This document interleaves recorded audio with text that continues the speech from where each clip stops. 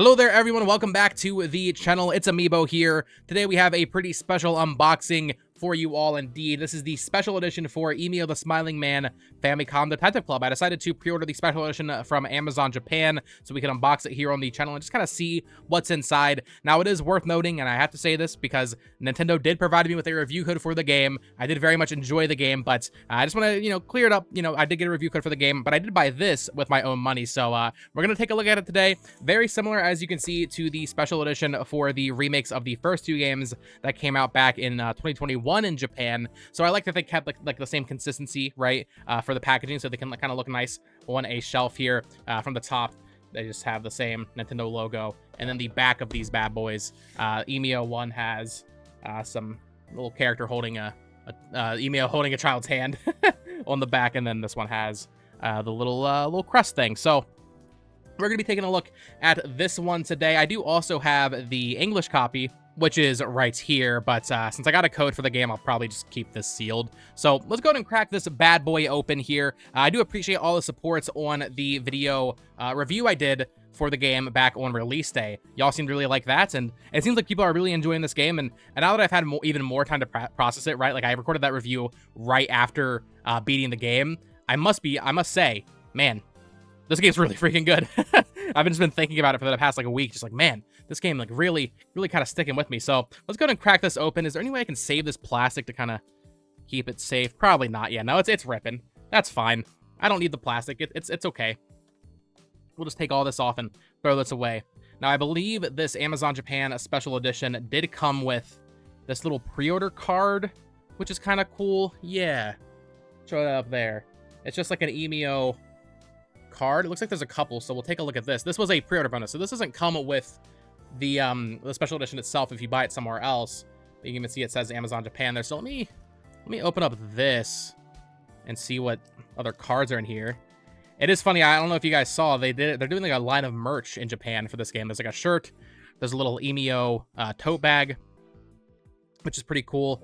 But this, oh, it's a magnet. Oh, that's cool. Okay, I thought it was like a couple cards, but no, it's actually a magnet for this game. That'll be going right on the fridge. That's awesome.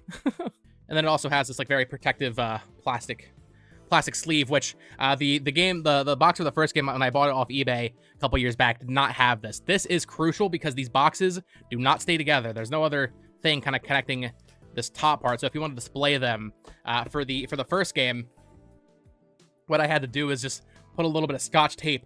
Otherwise, it just falls instantly. So kind of annoying. So I'm glad it actually came with that. But here's the box. Just nice to have this very high quality art with you got a Yumi there. You got the main character. You got Mr. Itsugi, as well as Emio or Emio himself there. I think it's Emio, but I've been saying Emio this entire time, so I'm gonna keep doing that. Let's go ahead and crack this bad boy open. I'm honestly not even sure what this comes with. I assume some sort of art book, I'd imagine, right?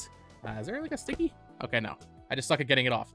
On the inside art here, we have Emio himself there, taking a look at some sad kid, as you know, with the story in the game. And then getting further into the box itself, we have the Japanese copy of the game here. We'll take that open in just a sec and see what the inside art looks like, because I actually haven't seen it for this game. I love the back of the box. Kind of goes hard. Is that the same for the American one? It's a little different. They're a little different, depending on version. Sorry about the glare from the lights. But yeah, the Japanese one, I actually prefer having Emio kind of just centered there, looking all scary. But I guess we'll go ahead and just crack this open now and take a look at the inside here. Nintendo's always really good about having like really high quality, nice inside art for their games. I mean, there's something, right? This is better than just doing nothing, but it's also still kind of boring. But still, there's something in there at least, which is nice. But then we also have this. Now, listen, I don't know Japanese, but I'm assuming this is like art cards or something, perhaps, if I can get it out.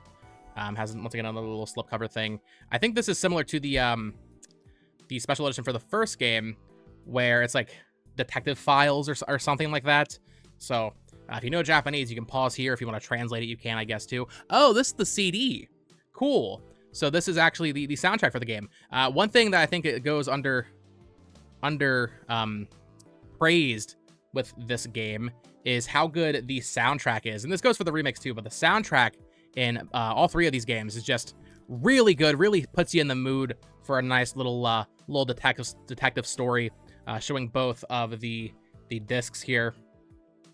Very cool. You got Emio's eye, which is cool. I will say there may be some spoilers if there's an art book, so if you haven't played the game, maybe you don't want to watch too much of this video because of that, but here we take out this little piece of cardboard, and then, oh, we get the mask itself. Well, here's the thing, though. I kind of wish this was actually, like, life-size, because, okay, so, like, this is, like, a piece of evidence, right? They kind of, you know, do forensics on this in the game to tell what kind of paper bag it is and all that.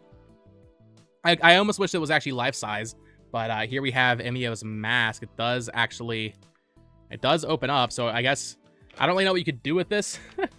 It's cool, right? It's cool to have this, but like you can't really do anything with it. I wish it was actually like size so that a human could wear it. Maybe this could be like a free Halloween costume if it actually could fit on my head. But obviously this is, I mean, maybe if I was like an ant or something, but that's cool. No actual holes in the eyes there either, which is a little bit of unfortunate. So I mean, a cool item, but I mean, it is literally like a piece of trash. Like, it's cool, but it's just a little paper bag. And then here we have, I believe, the art book. So let me try to take this up. I don't want to rip that. Oh, this is a meaty art book. Holy cow. Okay, let's try to slide this off. I always have trouble. I think, does this like unstick maybe? Oh, it's actually taped. Okay, so I'll just untape that. That's fine.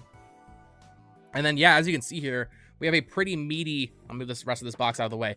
Pretty meaty art book for this game. We can kind of take a look at this here. Just kind of flip through it. Very high quality, not hardcover or anything, but it's pretty thick, pretty nice size here. So we'll kind of flip through this. I mean, this is, I guess, what you're really buying. You know, the little Emio bag's cool. I mean, the soundtrack is cool as well. The thing with soundtrack discs though is like, for special editions, it's like, I don't know, I'm never gonna put that in a CD player. At least with this is kind of a cool thing to kind of just flip through and look at some of the art from the game. All the character designs, right? Some of the concept art, which is cool. We got Its-A-Mii with the glasses on there.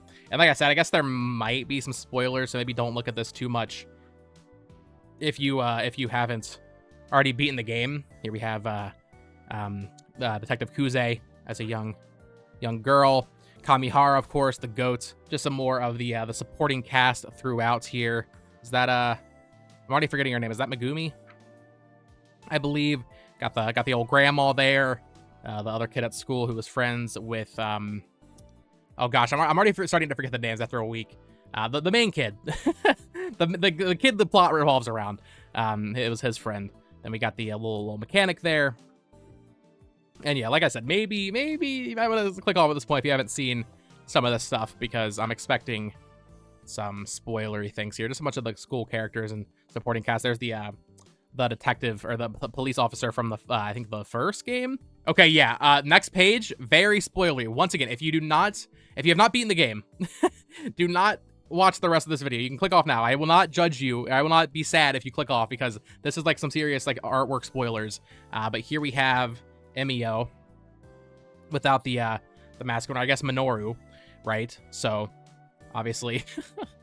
Such a crazy ending this game has, right? Like such a dark story for a Nintendo game. Like, I was skeptical of Nintendo doing an M-rated game. Like, oh, how dark could it really be? It's pretty freaking dark. Here we have Kuze's brother. Here, Makoto, right? Some more characters. Minoru's little sister, and just tons of really cool concept art. And then, oh, we get some like actual scenes. So here's when it's not actually Emio. This is Makoto kind of looking through the peephole at Detective Kuze. Little hair clip there. Oh, this is awesome. Definitely, I can imagine, like, if you're, like, let's say you're in Japan and, like, you're excited for this game, you buy the special edition. I guess this goes for most special editions with art books, but, like, you don't want to flip through the art book before you play the game, because this is going to spoil a lot of stuff. Here we're just having, like, a bunch of the backgrounds. The backgrounds that Mages did for the remakes as well as this game are just so beautiful. Really nice.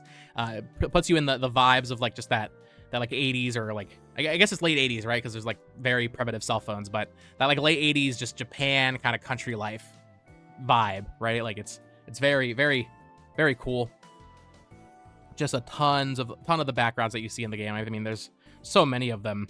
Kind of flip through these one by one here. You can pause and take a closer look if you'd like. There might even be some interviews at the back of this, maybe, I'm hoping for. That'd be kind of cool. Maybe translate those.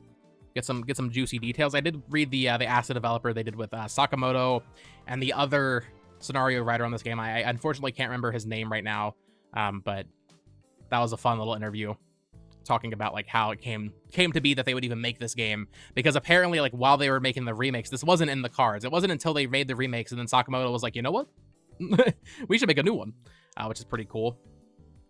Here we're getting some, I'm not sure what this text says, but just some more stuff from the game. Okay, here's just a ton of scenes from the game with the characters in them. It's cool, almost like a maybe like not storyboards, but be like iconic moments. Here's Ayumi at the cafe with oh gosh, what's the school teacher's name? I'm blanking.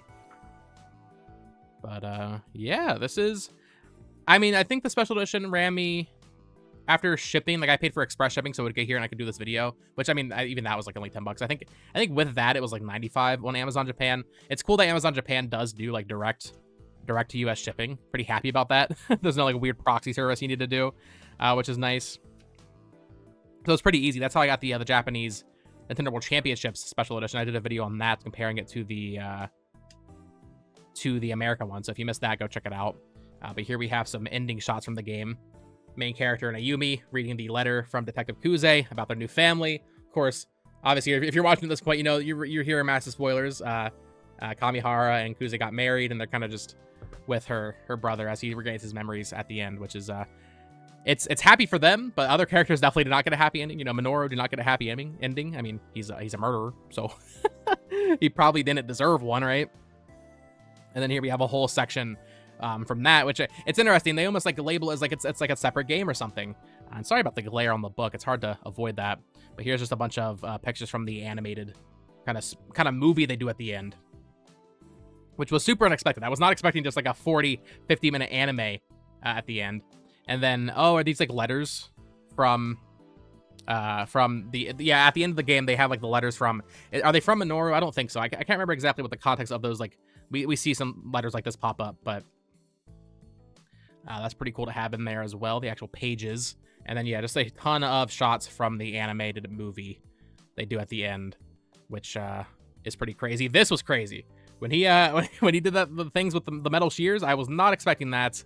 Definitely some unsettling imagery with Minoru here. Just such a, oh my goodness, what a tragic story. Like when it's crazy. When Sakamoto said like the ending would be controversial, he literally just was like, yeah, it's just sad, man. Like this whole thing is so sad. There's no happiness here. Wow. Yeah, this is a really cool art book. I wish I could read Japanese. I might translate some of the stuff later. And then here we have some actual like storyboards from the game, right? So, are these like animation cells for the anime actually? Yeah, it looks like it might be, because that's when Minoru is like killing that one girl's dad towards the end. Just a ton of storyboards. I'll go a little bit faster through these. Some more backgrounds from the Minoru section. Oh, cool. We have like a height chart. That's neat.